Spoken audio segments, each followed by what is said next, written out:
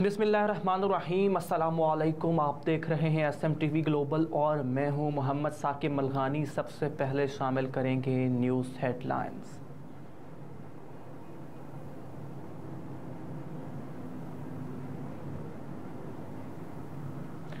इमरान खान को खुद चेक किया, उनकी जहनी और जिस्मानी सेहत बहुत अच्छी है। ज़ाती मुआलिज का ये कहना है। चेयरमैन PTI इमरान खान के ज़ाती मुआलिज डॉक्टर उस्मान यूसुफ का कहना है कि इमरान खान की जहनी और जिस्मानी सेहत बहुत अच्छी है। इमरान खान के ज़ाती मुआलिज डॉक्टर उस्मान यूसुफ ने मीडिया से गुफ्तगू में कहा कि इमरान खान से मिलकर बहुत खुशी हुई, मुझे उनकी सेहत पहले से बेहतर लगी। डॉक्टर उस्मान यूसुफ ने कहा कि गोली लगने के बाद इमरान खान वर्जिश कम कर रहे थे, जिससे उनका वज़न बढ़ गया था। ताहम अब चेयरमैन PTI की सेहत जहनी और जिस्मानी तौर पर बहुत अच्छी है। इमरान खान के मुआलिज ने मीडिया से बातचीत में कहा कि मुझे चेयरमैन PTI के मुकम्मल चेकअप की इजाज़त दी गई, मैंने खुद उनको चेक किया, मुझे उनकी सेहत बेहतर लगी। उन्होंने कहा कि इमरान खान को हाजमे का थोड़ा मसला है, जो उन्हें पहले भी होता था। हाजमे के लिए उनको एक टेस्ट और मेडिसिन तजवीज़ की है।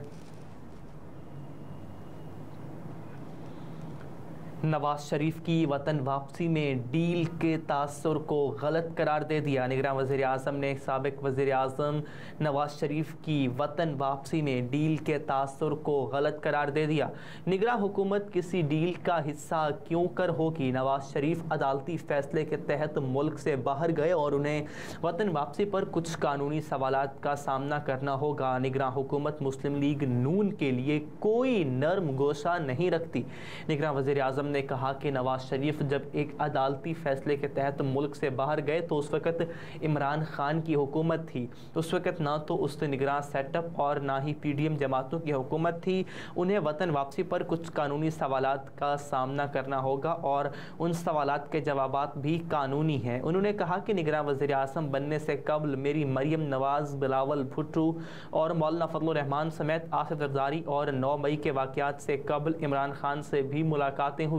मैं कोई ब्यूरोक्रेट नहीं बल्कि एक रुकन पार्लियामेंट था और वहाँ से मुस्ताफ़ी होकर मैंने ये मनसब संभाला। और कौन सी सियासी जमात या कौन से लोग होंगे जो मुझसे मुलाकातें नहीं करते होंगे। लिहाजा किसी एक मुलाकात को एक जमात से जोड़ देना इंसाफ पर मबनी नहीं है।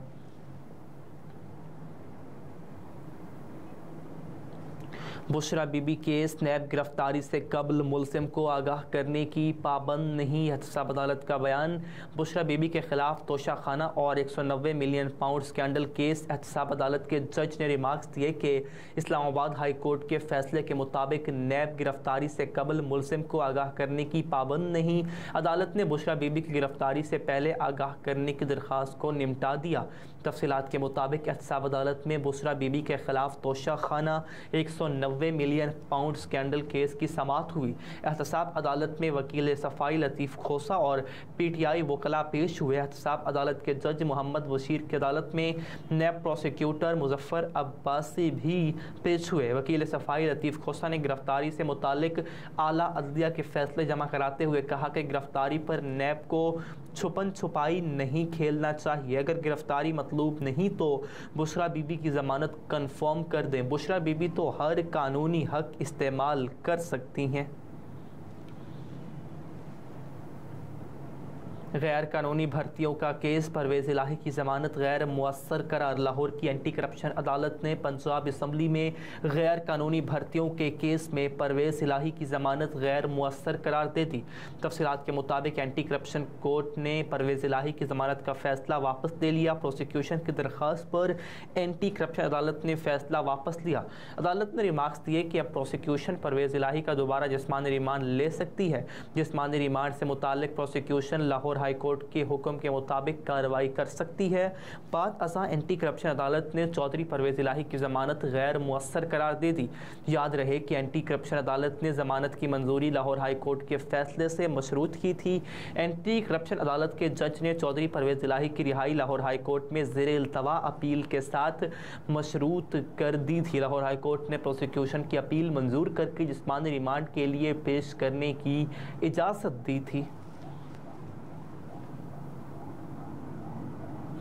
डॉक्टर यास्मीन राशिद का मजीद 5 रोज़ा जिस्मानी रिमांड मंजूर। लाहौर की ATC अदालत ने थाना शादमान नजर आतिश में डॉक्टर यास्मीन राशिद का मजीद 5 रोज़ा जिस्मानी रिमांड मंजूर कर लिया।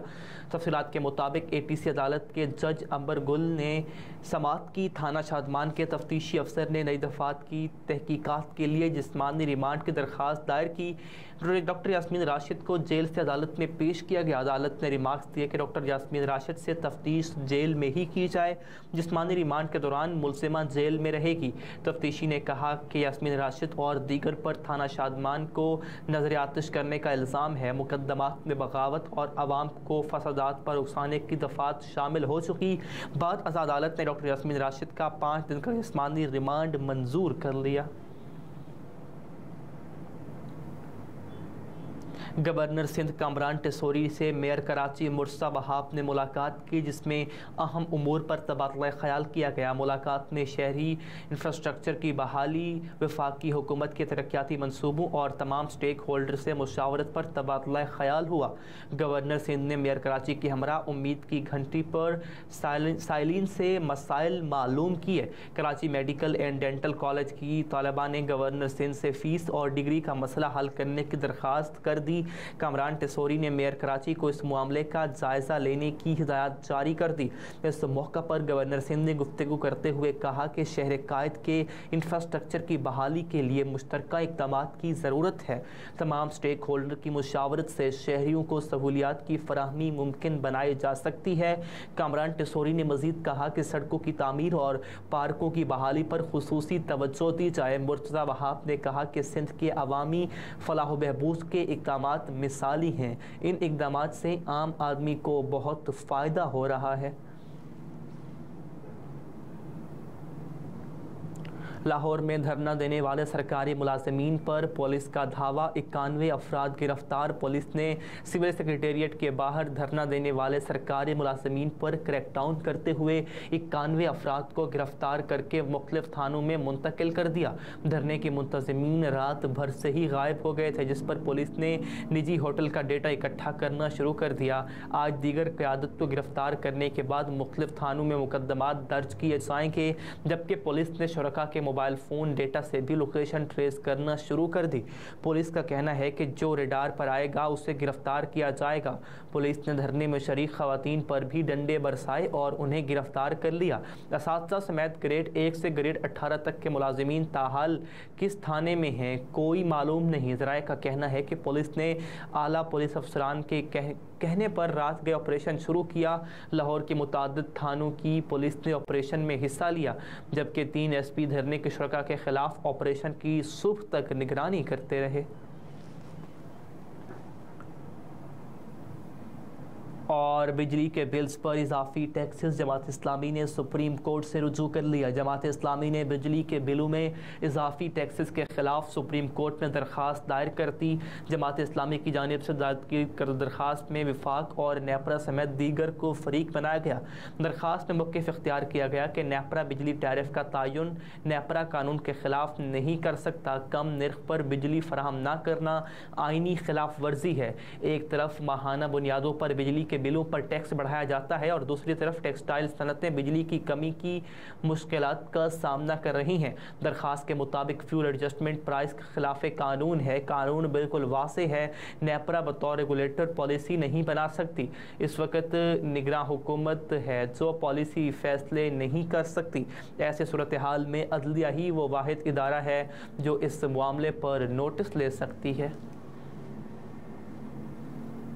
हेडलाइंस आप जान चुके हैं। न्यूज़ स्टूडियो से अब तक के लिए इतना ही। मज़ीद बाखबर रहना हो तो देखते रहिए SM TV ग्लोबल।